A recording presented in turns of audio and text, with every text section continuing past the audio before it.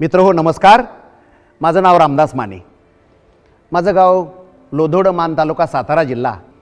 एक छोटंसं विलेज आहे आणि याच्यामध्ये आमच्या त्या ग्रामीण भागामध्ये कुणाला 20 गुंठे शेती, कुणाला 15 गुंठे शेती, तसं माझ्या वडिलांना 20 गुंठ्याची शेती. आजोबांनी बांधलेलं जे घर आहे माळवाताचं, म्हणजे लाकडं आणि त्याच्यावरती माती टाकायची, ते वाटण्या करून माझ्या वडिलाला 1.5 खण घर त्याच्यातलं आलं आणि ते लाकडं कुजल्यामुळं ते घर जे 1.5 खणाचं होतं ते पडलं.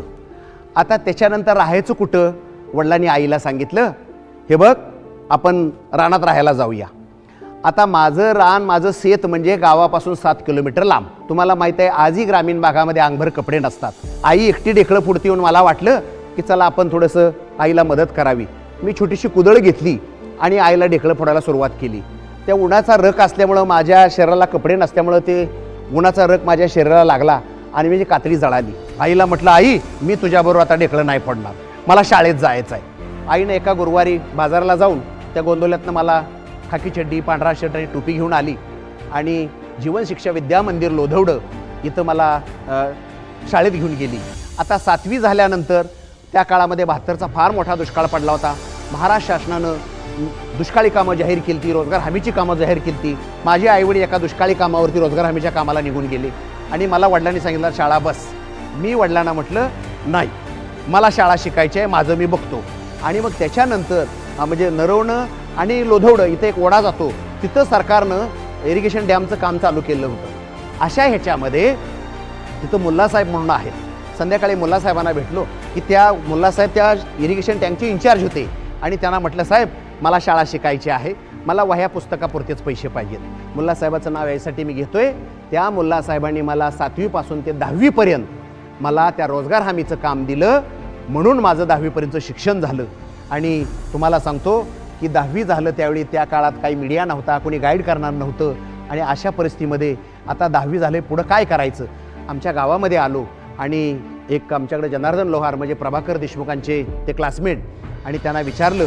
मग त्यांनी सांगितलं, असं कर, आपल्या गावात 4-5 वर्षानंतर लाईट येणार आहे आणि बटन दाबली की लाईट लागते, त्याचा तू कोर्स कर. आणि त्याच्यानंतर सातारा गाठलं. तिथे इंडस्ट्रियल ट्रेनिंग इन्स्टिट्यूट असं लिहिलं होतं. मला ITIला सिलेक्शन झालं. आता ज्यावेळी मी सातारमध्ये होतो, राहणार कुठं, खाणार एसटी स्टँडवरती झोपलो होतो. सातारचं एसटी कॅन्टीन आहे, तर त्या शेट्टी साहेबांना मी भेटलो की म्हटलं, साहेब मी ITIला जॉईन झालेलो आहे आणि मला राहायची सोय नाही आहे, मला जर आपल्याकडे कॅन्टीनमध्ये वेटरचं काम दिलं तर बरं होईल. ते म्हणजे काय हरकत नाही, उद्यापासून रात्री 11 ते पहाटे 5 अशी तुझी ड्युटी. हा म्हणता 2 वर्ष माझी संपली आणि मी ITIला पहिला आलो. मला 82% मार्क्स मिळाली. प्रिन्सिपॉल साहेबांनी महिंद्रा शिंचोडचं अप्रेंटिसचं लेटर दिलं. आता पुण्याला यायचं, माझ्याकडे काही पैसे नव्हते, 3 रुपये मिळायचे, तेवढ्यात ते महिना भागून जायचा. आणि त्याच्यानंतर पुन्हा गाठलं. त्या पुण्यामध्ये माझी इंटरव्ह्यू, महिंद्रा सेंटरमध्ये इंटरव्ह्यू झाली. मी NCTला पहिला आलो, मला 88% मार्क्स मिळाली. महिंद्रा सेंटर गिफ्ट म्हणून माझ्या हातात परमनंट लेटर ठेवलं. माझी जी गरिबी होती ते आता चांगले सुखाचे दिवस आले. मी महिंद्रा सेंटरला वायरमनचं काम करत असताना मी नोकरी करतं DE केलं, AMI केलं, वायरमनचा सुपरवायझर झालो, इंजिनियर झालो, मॅनेजर झालो. त्याच्यानंतर बाबा घरी बसून काय करायचं, मला अनुभव होता आणि माझ्या डोक्यात बाबा आपण पण काहीतरी करायचं. आणि ज्यावेळी सुरुवातीला काय धंदा चालत नाही आहे त्यावेळी माझी बायको मला म्हणाली, हे तुम्ही हे धंद्याचं खूळ डोक्यातनं काढून टाका, चांगले तुम्ही मॅनेजर होता, चांगली DGM होता आणि तुम्हाला हे धंद्याचं खूळ कुठनं डोक्यात आलं हो.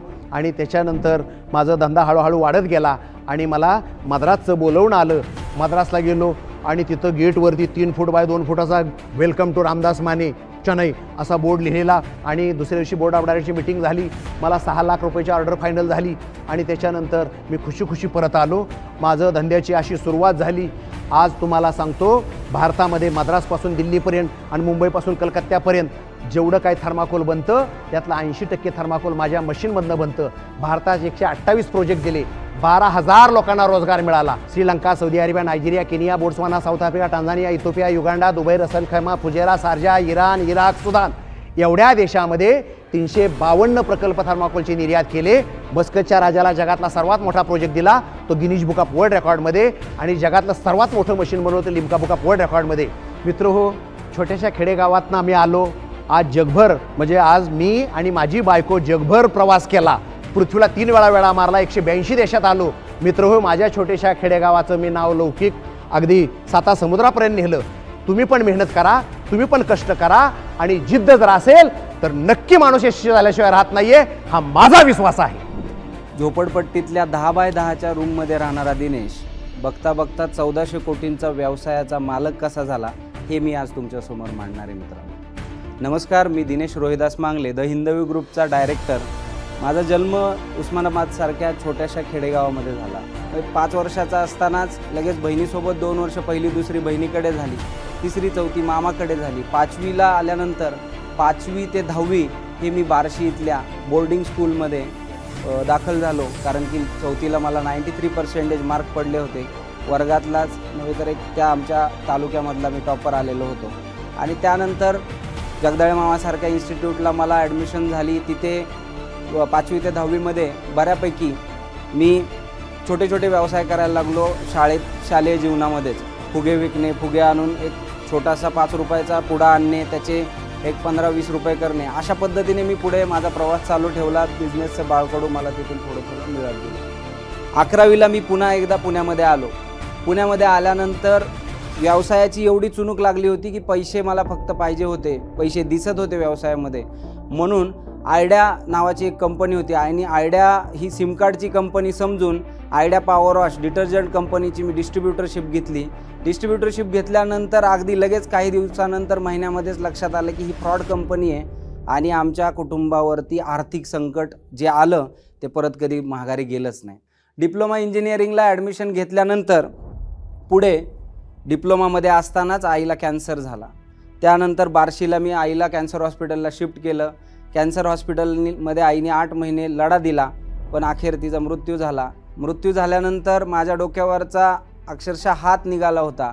माझ्यावरती कंट्रोल ठेवणारं कोणी नव्हतं, म्हणून मी बिघडत चाललो होतो. बघता बघता 2 वर्षामध्ये अनेक वाईट संगत लागली. म्हणजे कॉलेज लाईफमध्येच पूर्ण कॉलेज विसरून वाईट संगतीकडे गेलेलो हे नातेवाईकांना समजलं.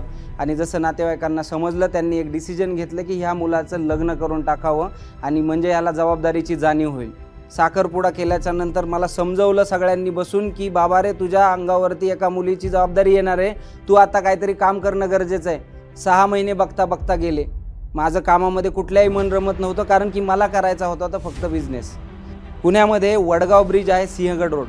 वडगाव ब्रिजपासून तो सारसबागेपर्यंत अक्षरशः मी प्रत्येक दुकान पाहत येत होतो आणि प्रत्येक दुकानाकडे पाहून विचार करत होतो की हा व्यवसाय चालू केला तर चालेल का, तो व्यवसाय चालू केला तर चालेल का. बघता बघता बघता मला एक डेअरी दिसली आणि मी विचार केला की आपल्याला डेअरी चालू करायची. मी कात्रजची डेअरी चालू केली सिंहगड कॉलेजवरती. कात्रजची डेअरी चालू करायला सुद्धा आता विचार आला होता की डेअरी चालू करायची आहे तर भांडवल कुठून आणायचं. भांडवलासाठी लग्न ठरलेल्या सासऱ्याकडनं, म्हणजे ज्यांनी अजून लग्नही झालं नाही, त्यांनी मला थोडीफार मदत केली.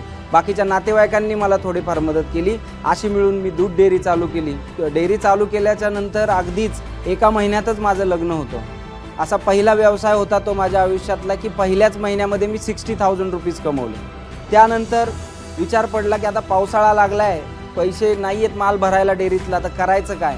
परत एकदा तिला केलेलं 60,000चं सोनं गहाण ठेवलं आणि त्याच 60,000च्या सोन्यामधून परत एकदा डेअरी चालू केली. पण पावसाळ्याचे दिवस होते, डेअरीतला माल सगळा खराब झाला. पुन्हा एकदा मला शटर डाऊन करायची वेळ आली. एक दिवशी एक व्यक्ती आले माझ्या डेअरीवरती आल्यानंतर त्यांनी सांगितलं की सर, माझा हा 2 BHK फ्लॅट आहे, तुम्ही तो तेवढा रेंटने द्याल का. त्यांना मी सांगितलं सर, हा माझा व्यवसाय नाही आहे. तरी पण ते म्हणले की नाही, तुम्ही एकदा बघा, कोणी आलं तर मला सुचवा. आणि त्यांनी माझ्या शेजारी एक झेरॉक्सचं दुकान आहे, आजही ते तिथे आहे.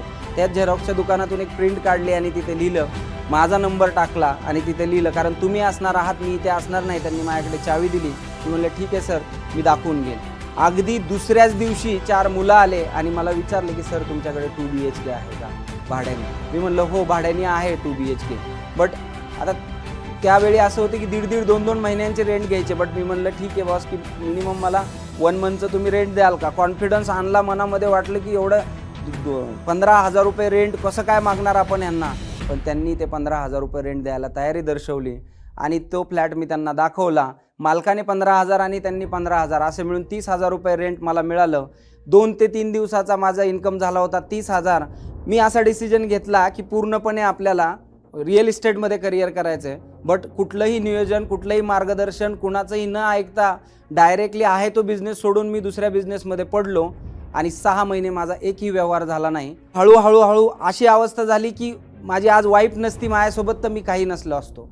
त्यानंतर कॉन्फिडन्स मात्र कमी होऊ दिला नाही आणि रिअल इस्टेटमध्येच अगोदर एक फ्लॅट विकला महिन्याला, परत 2 महिन्याला विकले, परत 3 विकले, 4 विकले. बघता बघता बघता आत्तापर्यंत आम्ही 2800 ते 3000 युनिट विकून 1400 कोटीचा टर्नओव्हर आमच्या हिंदवी ग्रुपने केला आहे. आणि सोनाली कुलकर्णी जी महाराष्ट्राची अभिनेत्री आहे ती आज हिंदवी ग्रुपची ब्रँड अँबॅसेडर म्हणून काम करते. व्यवसायाला बघण्याचा दृष्टिकोन तुमचा बदलला गेला पाहिजे, कारण पैसा ही बोलताय